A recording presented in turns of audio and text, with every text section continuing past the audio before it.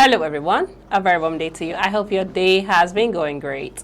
I remain your humble host, Becky Usoro. It's that time of the show, Citizens Dialogue on First NS News Portal, where we discuss trending and interesting political topics. Joining me on set to have this conversation today is King Sojalo. Sit back, relax, and enjoy all we have for you on this beautiful segment. It's a pleasure having you on set, King. Thank you so much, Becky. You look amazing. Thank you so much. Okay, so let's head straight to the story for today. Yeah. Federal government speaks on abduction of KB school girls. In the early hours of Monday yesterday, very sad news again, of course, over and over again, came to the ears of Nigerians that gunmen attacked and abducted several students in government girls secondary school Maga in Danko, Wasago local government area of Kebbi State, killing a staff member and then kidnapping several students. The Minister of Information and National Orientation, Mohammed Idris, speaking on behalf of President Tinubu, said the statement reads, President Bola Ahmed Tinubu has reiterated that protecting every Nigerian, especially school children, remains a solemn responsibility of the state. We assure Nigerians that strengthening internal security remains a top priority. The federal government is recalibrating the nation's military, policing and intelligence capabilities to more effectively prevent these attacks and respond with greater speed and precision whenever threats arise, he said. According to the police public relations officer, CSP Nafiu Abubakar, said the attack was carried out by heavily armed bandits. Over and over again, bandits, we keep saying. So according to the police, tactical units, the military and other security agencies have been deployed to comb suspected bandits' routes and surrounding, the forest. So here we go again, all right? Bandits again and again. Lives are being lost, okay? Insecurity, the rising insecurity in Nigeria, it's really alarming, okay? So what's the government going to do about the insecurity in Nigeria? What step do you think the police should take to rescue these kidnapped girls, with emergency? What are your thoughts on that story? It's a very, very sad one, Becky, I must say, because this is not the first time, such incident is happening. When I heard the news, I recall the case of Chibok girls in Borno State. That was in 2014 rather, where the Chibok girls were abducted. And I believe, or I think, contrary to that time till now, that the federal government will have, make measures on how to put this particular banditry, this particular news of kidnapping, most especially, if you look at the news, girls, female students, precisely who were kidnapped. I was thinking probably measures would have been taken since then, even in the past administration of former late president, the administration of Buhari, that was when the incident happened. So then till now, it shows that the government, is still not ready, to really make amends in putting these menace to an end. When I had the opportunities, and first of all, my condolences to the vice principal, the vice principal who was killed, in an instant, who was killed at the spot during the abduction. Is a very sad one. And in terms, when the federal government has made a proclamation that, because when you say we are living in a civilized country, or we are being under a government or governmental system, one of the responsibility of the government is to save life and property. So definitely we can see that, this is a failed, is a failed, task that, the government has really shown. Sorry for trying to take you back to some instances. Yesterday, one of the congressmen in the United States, Moore, made a statement that the Nigerian federal government is trying to protect its own interest concerning the Christian genocide and all that. Fine. I believe the American now cannot see that it's not just affecting only the Christians. But in one way or the other, I seem to follow the congressman, because with the kind of incident that has happened, and the federal government is now coming to say, we are dedicated to save life in these instances. I was hoping that the government will really admit to look, indeed, Nigeria in terms of security, protecting life, we are lacking behind in order to get help. Okay. You know, okay. What are the measures, just as you asked, that can be done to be able to stop such crisis? Indeed, it's instant, you know, security. Things should be put in place in order to, okay, this is a government school for that matter. Becky, tell me, why will a government school, a comprehensive government school, shouldn't have security welfare that will be able to protect lives of students that are. But I think it's just a normal school, so. Even at that, you know, there should be a security system that will be able to protect. But I don't think there's any school that you have securities like that. Which is an unfortunate thing. Why do you say it's an unfortunate thing? Yes, it's an unfortunate thing. And about that area, you know, the northern part, where we have bandits everywhere, where such disastrous activities take part. Definitely, because, okay, when we don't have security in our school environment, then what are you making our educational sector becoming of?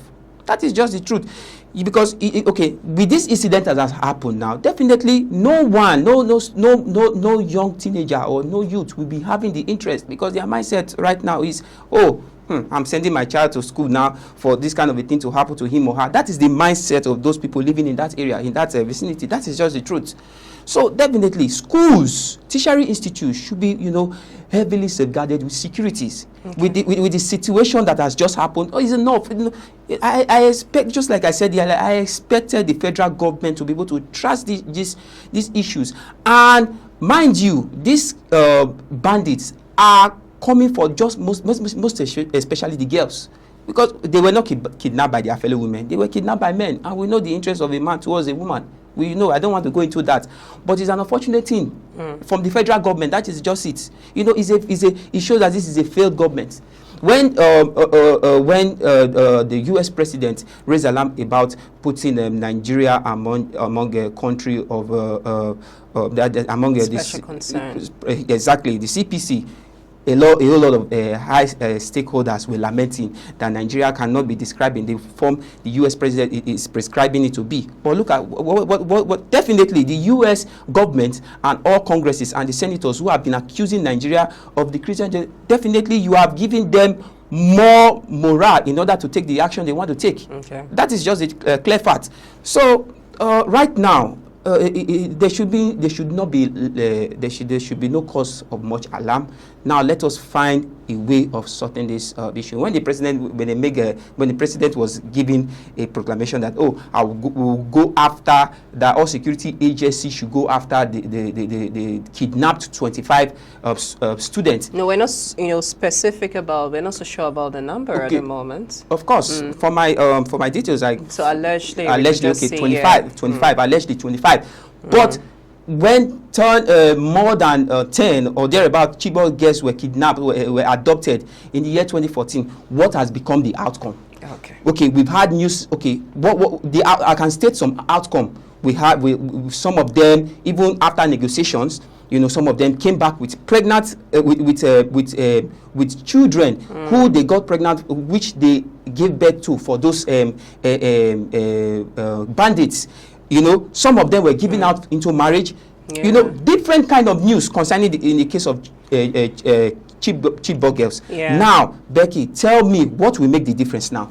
Okay, we just hope for a more positive information, Becky, before the week runs over. Becky, we hope for. But the Nigerian government, I know, might come out with another story, and there is no probability that those girls will be taken back to their parents. I feel because of the statement that Donald Trump made concerning genocide and all that, it still has to do with loss of life. So I feel with this specific situation that just happened urgently, I think there'll be a difference. Now, why let it not look as if I'm condemning the Nigeria federal government totally. Becky, in statistics, it has been written since 2014, since 10 years now, in a number of 1,680 students, young teenagers, had been adopted from that region of Nigeria.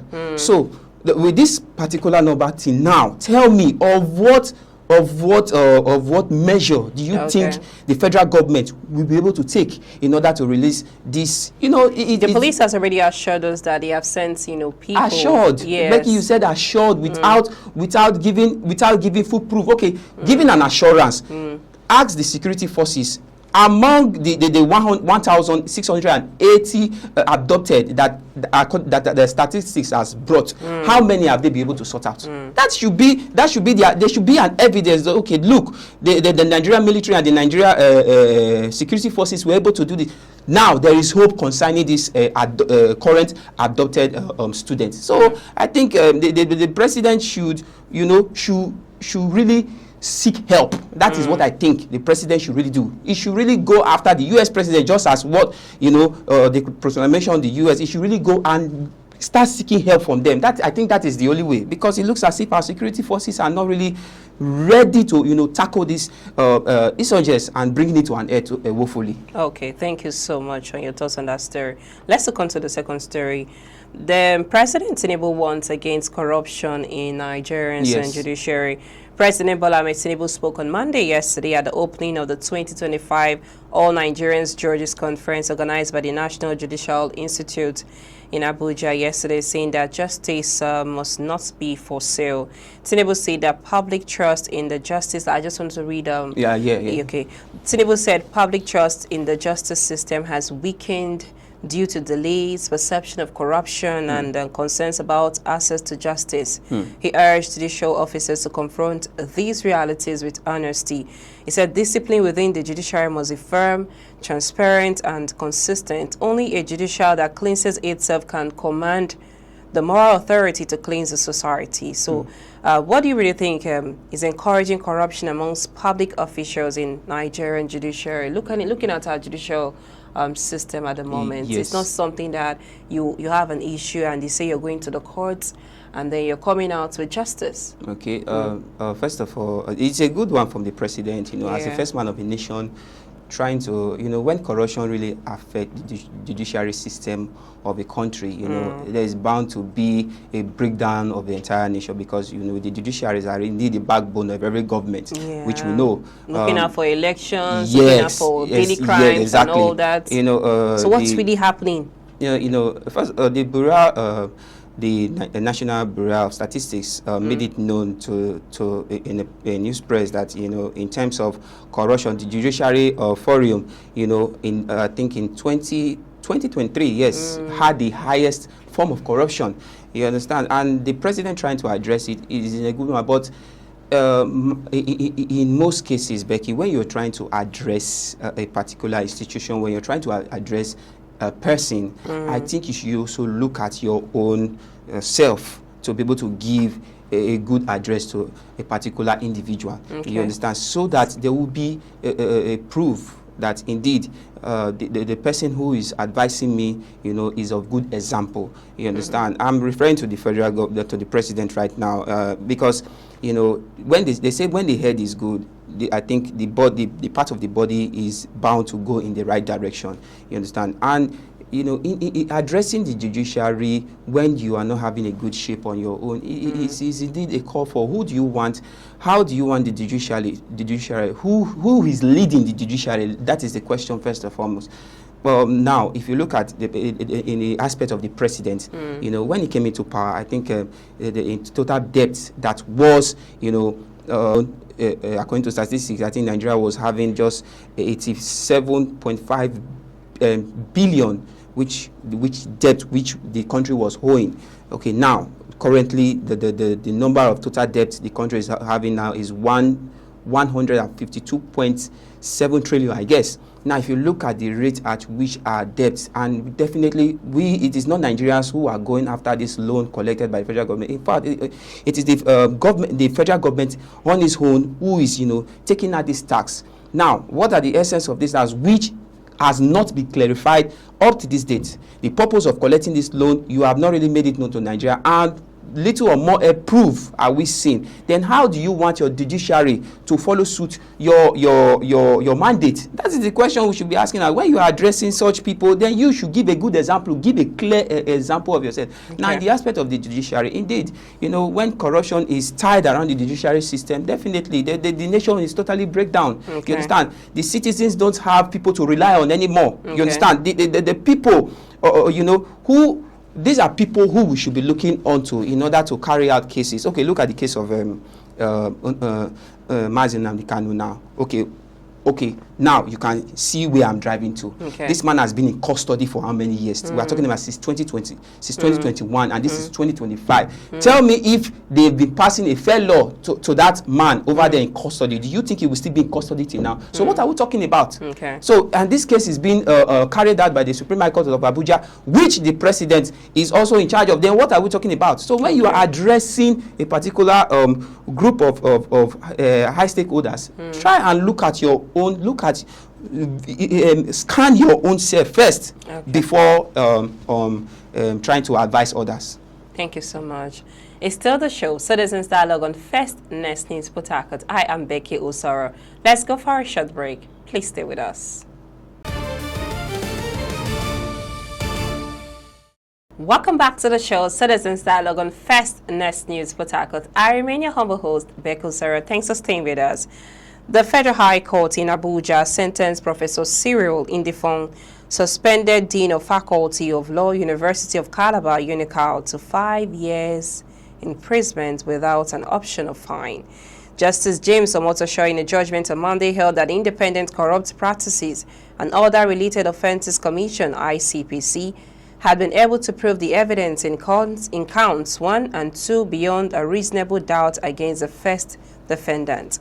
The commission said that Indifong, while serving as the Dean of the Faculty of Law at UNICAL, asked a female diploma student, identified as TKJ and a star witness, to send him pornographic, indecent, and obscene photographs of herself through WhatsApp chats. He said this would serve as a deterrent to others like him in public office who have penchant for taking undue advantage over the female folks.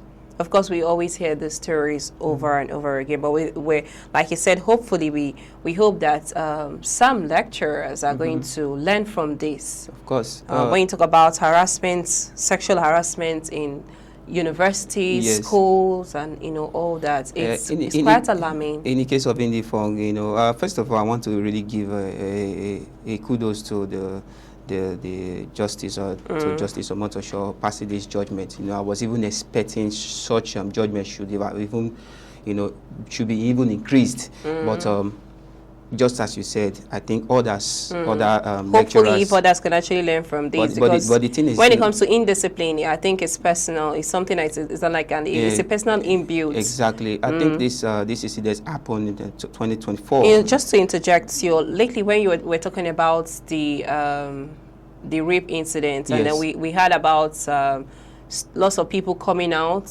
both younger personnel, older personnel talking about rape. Okay. And then in this kind of case, I feel too, there are people still in the university who are going through the same kind of incident. Currently. Yeah. You know, Becky, I would want to urge the federal government to do one thing. You know, passing a judgment on Indifong is not just the protein right now. It's also bringing an implementation. You see, this head of departments, lecturers, like deans, including to these VCs, you know, they are all involved in this act, which is a clear fact. And, you know, the victimized here are most especially female students, you know, which has really been a critical issue in our tertiary institutions. So I think the federal government should put up outside policy, should put a task force who will be carrying out, you know, duties to be able to hear voices of students, female students, not just female, to every student in our teacher. Then but I think there are student unions in schools now, so Becky, I think, to me, I feel this student union are not really doing they are not taking out their functional purpose. That is just the truth. Because if they are, definitely, these students, are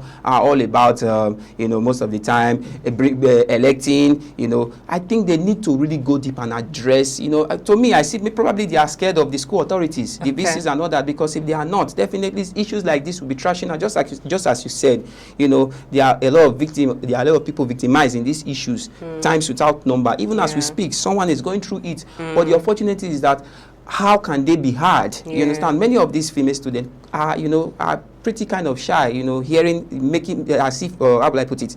When they are to trust in someone. Yes, their colleague hearing them doing, they feel as if they could be, disgraced publicly. Yeah. So that is why I'm urging the federal government to create should I use the word, a platform, should create like an agencies who will be able to carry out tasks and bringing these people to be, because it's a critical thing, just like I said, that should be taken care of. In many, even I have witnessed such thing even in my own studying time, in my school time, definitely, because it is a thing that these lecturers need to really be trashed. They are giving our institutes bad reputation. They, people ought to go to institute to learn, to get knowledge, to be able to create, to be able to contribute positively to the society. But these lecturers, deans, HODs and all that come in and spoil their reputation, spoil their vision, and make sure they are not able to get, what they are in school for. How can a student, and the worst part, you understand, most students are now relied in this set of lecturers and teachers to say, even if I don't get to read in school, even if I don't get to do the needful for me to be able to acquire this knowledge to contribute positive to the society, they feel unconcerned, they feel relaxed because they have one lecturer or one individual in that institution who will be able to do everything for them as far as she gives him her body, and which is really contributing negatively. Look at our society today. What are we talking about? Most girls who are supposed to be in the hospitals, who are supposed to be working in different organizations, contributing positively to the society, are in the streets, becoming wayward and all of that. So these are one of the contributors to all these ugly, practices and activities in our society. So thank you so much. It will be a good thing if government really go deep. It's not just by sanctioning this particular individual now, is about taking more force into our tertiary institution and be able to trash those lecturers who are still engaging in such acts currently. Thank you so much. It's my pleasure having you on set. Thank you so much, Becky. Thanks, everyone. That's our show for today. Citizens Dialogue on First Next News Port Harcourt. I remain your humble host, Becky Usara. Many thanks for watching. Bye for now.